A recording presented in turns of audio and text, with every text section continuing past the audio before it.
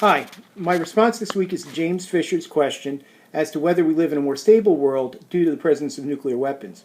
And prior to asking that question, James made a couple assertions that nuclear weapons provide states with extreme leverage over lesser armed states, and that multiple countries around the world can use nuclear weapons, and so they're becoming a deterrent.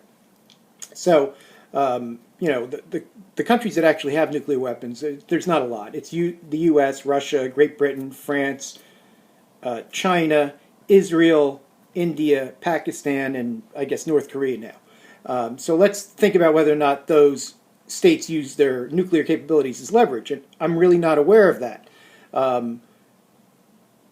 The only country that seems to be posturing its nuclear weapons is North Korea, and they're threatening the United States, hardly a smaller country. So I don't think that assertion really is accurate. The second one about whether or not deterrence is a recent development, it's not the case at all. This deterrence through nuclear weapons has been around since the 60s, because there was this concept that we'd have mutually assured destruction, which means that if one country launches its nukes, the other one would be able to send back enough nukes to destroy the other, so you're sure you're going to die, so you don't use them. The text actually discusses that, about survivability and being able to launch a retaliatory strike.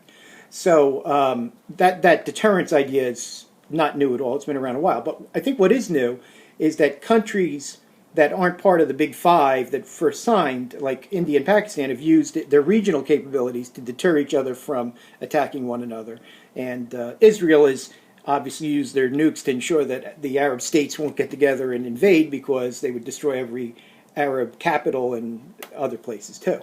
So now, as to the question of whether or not the knowing that the world could be destroyed at any minute stabilizes or destabilizes force, I don't think it really has that effect.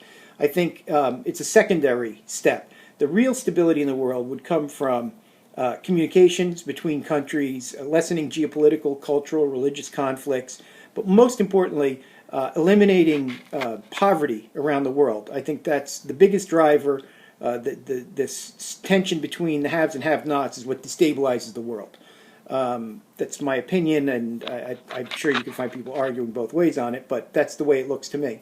The presence of the nuclear weapons, they contribute to lessening of some conflict, like U.S. and Russia. They reach a point of deterrence where they won't actually fight each other, because there's no good will come of that, right? They'll both be destroyed, as would Russia, China, India, China, Israel, and the Arabs. But I think you have much more stability being achieved or lost through economic relationships, and the effects of weak regimes trying to maintain control over their countries, and those dictators and oligarchs who are in charge of the weak regimes exploiting the populations to build their wealth and power, and that would be the source of stability or instability in the world.